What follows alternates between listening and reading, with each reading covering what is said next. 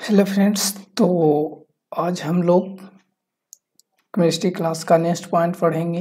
पिछला क्लास में हम लोग पढ़ चुके थे संतुलित समीकरण और असंतुलित समीकरण, और आज हम लोग पढ़ेंगे रासायनिक समीकरण को अधिक उपयोग कैसे बनाया जाता है। तो इससे पहले बता दें कि यदि मेरे चैनल पर आप नए हैं तो चैनल को सब्सक्राइब कर लें और बेल आइकन को क्लिक कर लें, जिससे कि हमेशा नोटिफिकेशन मिलते रहे, और अपने दोस्तों के साथ शेयर करें, जिससे कि इस लॉकडाउन में आपका पढ़ाई होते रहे, भी आपका दोस्त का भी पढ़ाई होते रहे साथ साथ।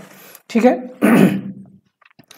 तो हम लोग आज जानेंगे कि रासायनिक समीकरण को अधिक उपयोग कैसे बनाया जाता है। ठीक है। इसमें पहला पॉइंट हम लोग क्या करेंगे, अभिकारकों एवं प्रतिफलों की भौतिक अवस्था की जानकारी देकर। कहता है कि किसी भी अभिकारक और प्रतिफलों को हम लोग क्या करेंगे, उसकी भौतिक जानकारी यदि हम दे देते हैं तो और इसका उपयोग बढ़ जाएगी। कैसे देंगे, यहाँ पे देखते हैं। अभिकारकों एवं प्रतिफलों की भौतिक अवस्था की जानकारी उसके सूत्र के आगे ठोस रहे तो एस, गैस रहे तो जी, और द्रव रहे तो आई, तथा जलीय विलयन रहे तो एक क्यू से सूचित करते हैं। हम लोग जब देखते होंगे, आप लोग कुछ समीकरण लिखा हुआ रहता है तो यहाँ पे कुछ कुछ दिया रहता है, जैसे कि निचला समीकरण में दिया हुआ इस तरह से दिया हुआ रहता है। देखिए यहाँ पे एस दिया हुआ है, यहाँ पे एस दिया हुआ है, यहाँ पे जी दिया हुआ है। कहने का मतलब क्या हुआ कि एस का मतलब क्या होती है और ये एस का मतलब क्या होता है और जी का मतलब क्या होता है। कहीं कहीं पे आई एल दिया हुआ रहेगा, एल है, एल दिया हुआ रहेगा, और कहीं कहीं पे एक क्यू दिया हुआ रहेगा। तो जब बात किया जाए कि एस रहेगा तो उसे हम लोग क्या बोलेंगे, सॉलिड बोलते हैं, जिसे हम लोग ठोस बोलते हैं। वो ठोस अवस्था में एस है, इसका मतलब वो ठोस अवस्था में होगी। दूसरा, यदि एल रहेगा तो वहाँ पे द्रव अवस्था में रहेगा, लिक्विड फॉर्म में रहेगी। ठीक है। जहाँ पे जी से इंडिकेट किया हुआ रहेगा तो उसे हम लोग गैस कहते हैं, वो गैस अवस्था में रहेगी। और जहाँ पे एक क्यू रहेगा तो एक्वस सॉल्यूशन जिसे हम लोग बोलते हैं, जिसे हम लोग जलीय विलयन के कहते हैं। ठीक है। जैसे कि यहाँ पे हम लोग देते हैं कि कैल्शियम कार्बोनेट है जो एक सॉलिड अवस्था में होती है, सॉलिड यानी कि ठोस अवस्था में होती है। कैल्शियम ऑक्साइड जो होती है क्या अवस्था में, ये भी होती है जो सॉलिड अवस्था में रहती है। जबकि कार्बन डाइऑक्साइड CO2 की मात्रा जो रहती है वो रहती है जो गैस अवस्था में रहती है। ठीक है, गैस अवस्था में रहती है। और अब देखते हैं नेक्स्ट पॉइंट क्या है। अब दूसरा जो होती है, इसमें हम लोग पहला तो हम लोग बनाए क्या कि उसमें अभिकारक और प्रतिफल को हम लोग बना लेते हैं, मतलब देते हैं, तो क्या उससे हम लोग उपयोगी बना सकते हैं, जानकारी दे रहे थे। अभी इसमें क्या है, ऊष्माक्षेपी तथा ऊष्माशोषी अभिक्रिया की जानकारी देकर भी कह सकते हैं कि इसमें ऊष्माक्षेपी कौन है, ऊष्माशोषी कौन है। इससे हम लोग को भी पता चल जाएगी। कैसे पता करेंगे, तो रासायनिक अभिक्रिया के फलस्वरूप उत्सर्जित या अवशोषित ऊष्मा की जानकारी हम इस प्रकार दे सकते हैं। अगर समीकरण की दाईं ओर ऊष्मा देंगे तो ऊष्माक्षेपी अभिक्रिया कहलाएगी, और समीकरण के बाईं ओर ऊष्मा देंगे तो क्या, ऊष्माशोषी अभिक्रिया कहलाएगी। यानी कहने का मतलब हुआ कि कोई समीकरण है, उसमें हम लोग दाईं ओर ऊष्मा प्लस जोड़ते हैं तो वो क्या, कौन सी अभिक्रिया कहला जाएगी, ऊष्माक्षेपी अभिक्रिया कहला जाएगी। और यदि हम किसी रासायनिक अभिक्रिया में या किसी रासायनिक समीकरण में आगे हम प्लस जोड़ते हैं यानी ऊष्मा जोड़ते हैं तो उसे हम लोग क्या बोलते हैं, ऊष्माशोषी बोलते हैं। ठीक है। तो ये जानकारी हम लोग दे सकते हैं कि कौन ऊष्मा, अब आगे हमको कमी मेरे पास है, जब लेगा ये पहले ही ले रहा है ना, तो इस क्या बोलेंगे, इसे ऊष्माशोषी बोलेंगे। और इससे बाद में जब उत्पन्न करेगा तो हम लोग क्या करेंगे, जब कोयला को जलाते हैं तो क्या होती है, कार्बन डाइऑक्साइड धुआं निकलता है ना, कार्बन डाइऑक्साइड होती है और ऊष्मा देता है, हम लोग उस पर खाना ये सब बनाते हैं तो ऊष्मा देती है तब ना। तीसरा जो पॉइंट होती है, हम लोग गैस के उत्सर्जन की जानकारी देकर भी उसे हम महत्वपूर्ण बना सकते हैं। गैस की जानकारी देंगे, कैसे देंगे सर? देखते हैं गैस की जानकारी। किसी भी रासायनिक अभिक्रिया के दौरान कोई गैस निकलती है तो उसके संकेत के ठीक बगल में ऊपर की ओर तीर का, क्या चीज का? तीर का निशान देंगे, जिससे पता चलता है कि कौन सी गैस उत्सर्जित हो रही है। यानी कि जो पदार्थ, जैसे कि जिंक को हम लोग जिंक को और किसको मिलाते हैं? हाइड्रोजन सल्फेट को मिलाते हैं तो क्या होती है? जिंक सल्फाइड बनता है और एक हाइड्रोजन गैस बाहर होती है। तो हाइड्रोजन गैस जो बाहर हो रही है, तो कैसे पता करेंगे कि बाहर हो रहा है ये? तो ये जो तीर का निशान होती है ऊपर की ओर देंगे तो हमें पता चल जाएगी क्या? कि गैस का निष्कासन हो रहा है, जैसे इस समीकरण में दिया गया है। ये दिया गया है ना, तीर का निशान ऊपर की ओर है, तो इसका मतलब कि वो समीकरण, इसमें क्या हो रही है? हाइड्रोजन गैस बाहर हो रही है। ठीक है, अब चलते हैं नेक्स्ट पॉइंट पे। तो हम लोग अभी तक पढ़ चुके 3 पॉइंट। पहला कि प्रतिफल और अभिकारक में उसका हम लोग पहचान करवा दें, या क्या कह सकते हैं कि उसकी व्यवस्था करके आगे की दिखा सकते हैं उसमें हम, कि हाँ कौन सी एक प्रतिफल का संकेत है। जैसे कि ये हम लोग देखें, प्रतिफल का भौतिक अवस्था वहाँ पे दिखा रहे थे ना, भौतिक अवस्था कौन ठोस है, कौन द्रव है, कौन गैस के रूप में है। और दूसरा हम लोग पढ़े क्या? ऊष्माक्षेपी और ऊष्माशोषी की अभिक्रिया को हम लोग बता सकते हैं कि कौन ऊष्मा दे रही है, कौन ऊष्मा ले रही है। इससे हमें पता चल रहा है कि क्या ऊष्माक्षेपी कौन अभिक्रिया है और कौन है जो ऊष्माशोषी अभिक्रिया है। ठीक है, तीसरा हम लोग जाने कि गैस के उत्सर्जन की जानकारी भी दे सकते हैं, जहाँ पे तीर का निशान हम लोग लगा दिए। तो ये 3 पॉइंट अभी तक हम लोग पढ़े। अब चलते हैं चौथा पॉइंट पे। चौथा पॉइंट में क्या देंगे हम लोग? अपक्षेप बनने की जानकारी भी दे सकते हैं। कैसे देंगे सर?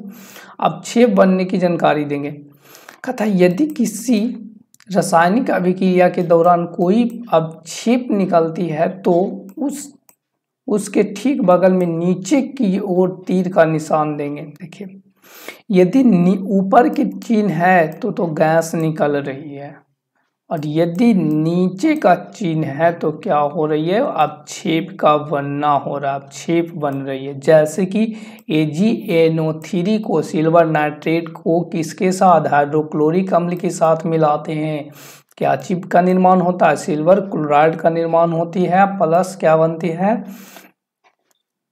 हाइड्रोजन नाइट्रेट बनती है। ठीक है, तो इसमें जो अपक्षेप का जो निर्माण होती है वो कौन रहती है? AgCl रहती है, सिल्वर क्लोराइड रहता है जो अपक्षेप रहता है। अपक्षेप का मतलब समझ रहे हैं ना?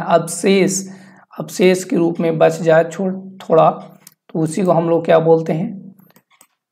अपक्षेप बोलते हैं। चलिए, ये भी पॉइंट समझ गए कि अपक्षेप बनने की जानकारी कैसे देंगे। यदि हम तीर का निशान, अब कोई अपक्षेप बन रही है और उसे हम तीर के निशान द्वारा नीचे की ओर दर्शा देते हैं, तो इससे हमें पता चल जाएगा क्या? कि वो ये अपक्षेप बन रहा है, या समीकरण में वो ये जो AgCl जो है क्या हो रही है? अपक्षेप का निर्माण कर रही है। अपक्षेप यानी कि अपशिष्ट पदार्थ जो बच जाए, ठीक है, ठोस अवस्था में बचे। कोई रासायनिक समीकरण कराते हैं और उसमें यदि ठोस के रूप में कुछ बच रही है, अपशेष बच रही है, तो उसी को हम लोग अपक्षेप बोलते हैं। ठीक है, तो इस अभिक्रिया में जो होती है AgCl बनती है अपक्षेप के रूप में। चलिए, चौथा पॉइंट होती है अभिक्रियाओं की शर्तों की जानकारी देना। कहता है कि जो अभिक्रिया होती है उसमें शर्तों की जानकारी देना भी एक हम देकर भी उपयोगी बना सकते हैं रासायनिक समीकरण को। कैसे सर? किसी भी रासायनिक अभिक्रिया में शर्तों की जानकारी ताप, दाब, उत्प्रेरक, अभिकारक और प्रतिफलों की बीच व्यवस्थित तीर का निशान के ऊपर या नीचे दर्शाएंगे। कहता है कि कोई भी ताप आए, दाब आए या उत्प्रेरक आए, जो भी कोई समीकरण में आ जाए, इतना हमें, जैसे कि माना जाए कि हम करते हैं A और B को 120 डिग्री पर गर्म करते हैं या 120 डिग्री पर मिलाते हैं, तो क्या C और D का निर्माण होता है। इस तरह से हो सकते हैं ना। या तो कह सकते हैं कि A और B को हम लोग 2 दाब, 2 या पास्कल कह सकते हैं, PA होता है पास्कल का। ठीक है, PA 1 पास्कल से हम लोग क्या करते हैं? दाब यहाँ देते हैं तो क्या चीज का निर्माण होता है, C+D का निर्माण होता है। तो इस तरह से उत्प्रेरक की बात किया जाए तो हम कह सकते हैं कि यदि हम A और B को क्या चीज Fe उत्प्रेरक के Fe उत्प्रेरक की उपस्थिति में मिलाते हैं तो C और D का निर्माण होता है। तो इस तरह से हम लोग कह सकते हैं कि ताप और दाब या उत्प्रेरक की से हम लोग क्या करेंगे, जो भी आएगा ये ताप दाब उत्प्रेरक सब हमें यहाँ पे देना होगा, तीर के जो निशान रहेगा उसका ऊपर हम लोग दर्शाएंगे। ठीक है, ऊपर या नीचे दे सकते हैं, दर्शाकर हम लोग ये चीज की जानकारी दे सकते हैं। ठीक है, नेक्स्ट पॉइंट मिलेगा हम लोग का अभिक्रिया की उत्कर्मणीयता की जानकारी। उत्कर्मणीयता का जानकारी कहने का मतलब होता है क्या, कहता है किसी रासायनिक अभिक्रिया के दौरान अगर कोई अभिक्रिया उत्कर्मणीय हो तो अभिकारक उत्कर्मणीय हो तो अभिकारक और प्रतिफल के बीच में एक दूसरे के विपरीत दिशा में दो तीर का निशान देंगे। कहता है कि उत्कर्मणीय का मतलब होता है रिवर्स। ठीक है, उत्कर्मणीय का मतलब होता है, ये जो उत्कर्मणीयता जो यहाँ पे लिखा गया है इसका मतलब होता है रिवर्स। रिवर्स मतलब जानते हो, जैसे बोलते हो ना कि गियर, रिवर्स गियर लगाओ, यानी कि पीछे की और आगे तो चल रही थी गाड़ी और पीछे की भी होनी चाहिए, यानी कि दोनों तरफ से होनी चाहिए तीर का निशान, तो उसे उत्कर्मणीय कहते हैं। जैसे कि A+B में उत्कर्मणीय जो होती है, जैसे कि मान लिया जाए कि हम लोग यहाँ पे लेते हैं H2,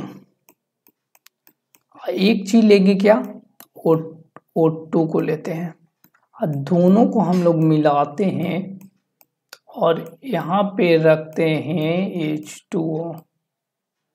देखिए इस तरह से H जो है गैस अवस्था में है और ये जो ऑक्सीजन जो भी है गैस अवस्था में है और ये जो है जल है जो द्रव अवस्था में है। तो कहने का मतलब होता है क्या कि H2 और O2 को मिलाया था तो जल बना, और जल को हमें गर्म करते हैं, जल को गर्म करेंगे तो क्या होगा, ये वाष्प बनेगी। वाष्प बनेगी किस किस चीज में, ऑक्सीजन में मिल जाएगा, उड़ जाती है ना, उड़ जाएगा और हाइड्रोजन गैस उससे निकल जाएगी, विक्षेपित हो जाएगी। तो कहने का मतलब क्या हुआ कि ये इस समीकरण जो H2 और H2 और O2 को जो हम मिलाए, क्या हुआ, एक तो समीकरण इधर से गया, पहले तो मिलकर बनाया और H2 को हम गर्म किए तो फिर इस फॉर्म में ही आ गया, तो ये रिवर्स समीकरण हो गया। ठीक है, रिवर्स समीकरण जैसे कि नीचे वाली समीकरण देखते हैं, N2 है और H2 है, N2 और H2 होती है, दोनों को हम लोग मिलाते हैं तो NH3 अमोनिया का निर्माण होता है। और अमोनिया को यदि फिर से हम लोग गर्म करते हैं अमोनिया को, तो क्या होती है, फिर ये नाइट्रोजन और हाइड्रोजन में टूट जाती है, विखंडित हो जाती है। तो इस अभिक्रिया को हम लोग बोलते हैं रिवर्स अभिक्रिया, रिवर्स या तो अभिक्रिया की उत्कर्मणीयता कहते हैं। तो इस तरह से जब हम लोग आएगा तो हम लोग दोनों तरफ की अभिक्रियाएं दोनों तरफ की तीर का निशान देंगे।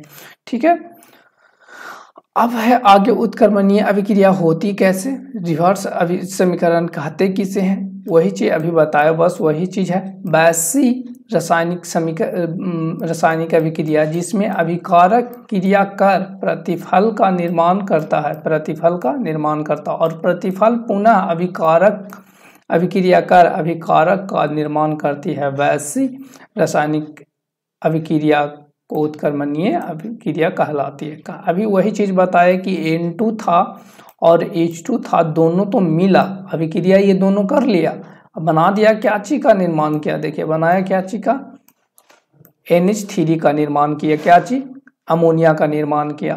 फिर ये क्या अमोनिया को हम गर्म किया और अमोनिया क्या चीज में कन्वर्ट हो गया, फिर नाइट्रोजन और ऑक्सीजन में, सॉरी नाइट्रोजन और हाइड्रोजन में कन्वर्ट हो गया। तो इस तरह के जो अभिक्रियाएं होगी उसे हम लोग बोलेंगे रिवर्सिबल रिएक्शन, जिसे उत्कर्मणीय अभिक्रिया बोलते हैं। आगे है हाँ,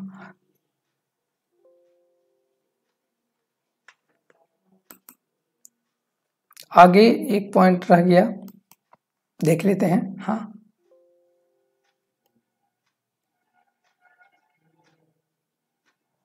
कहाँ गया, हाँ ये था। तो उत्क्रमणीय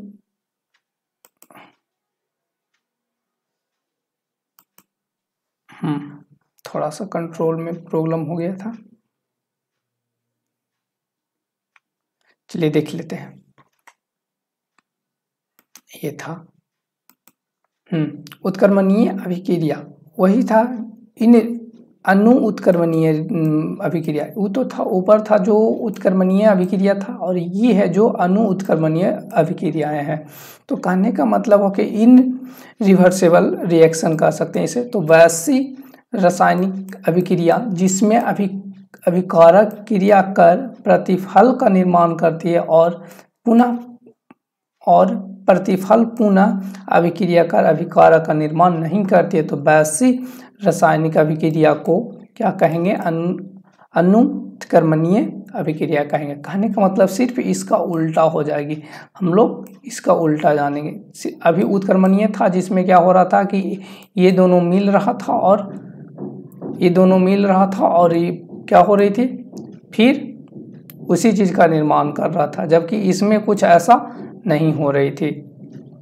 ठीक है, इसमें कुछ ऐसा नहीं हो रही थी। इसमें क्या हो रही थी, यदि बन जाती है, जैसे कि कोई एक अभिक्रिया ले लीजिए, उसमें जैसे कि हम यहाँ पे कर लेते हैं, चलिए यहाँ पे C ले लेते हैं, कार्बन को ऑक्सीजन के साथ ले लेते हैं, बना देगा कोयला प्लस ऊष्मा बना देगा। कोयला और ऊष्मा जो बनाएगा, सॉरी कार्बन डाइऑक्साइड बनेगा और ऊष्मा बनाएगा। तो जो पदार्थ जो बना रही है उसे हम क्या, ऊष्मा को और जो कार्बन डाइऑक्साइड को फिर से हम कोयला बना सकते हैं? नहीं बना सकते। तो नहीं बना सकते हैं, उसी को हम लोग क्या बोलेंगे, अनु उत्क्रमणीय अभिक्रिया बोलेंगे। ठीक है, तो आज का लास्ट टॉपिक था ये, और ठीक है, तो अब जो इसके आगे जो टॉपिक पढ़ेंगे नेक्स्ट क्लास में पढ़ेंगे। तो जाते जाते बता दें कि यदि मेरे चैनल पे आप नए हैं तो चैनल को सब्सक्राइब कर लें और बेल आइकन को क्लिक करें, जिससे कि हमेशा नोटिफिकेशन मिलते रहे। और क्या कहें, आप लोग शेयर नहीं करते हैं और ना लाइक करते हैं, तो लाइक करते रहें, कमेंट करें। कहीं पे कुछ आपको दिक्कत हो कमेंट करके बताएं कि सर हाँ यहाँ पे दिक्कत है। और यदि एक बात और बता दें, यदि आपको कोई भी चैप्टर, कोई भी एक्सरसाइज आपको दिक्कत है तो हमसे डिमांड कीजिए कि हाँ सर हमें ये चीज़ को चाहिए, वीडियो हम लोग बनाकर अपलोड कर देंगे। ठीक है, थैंक्स फॉर वॉचिंग।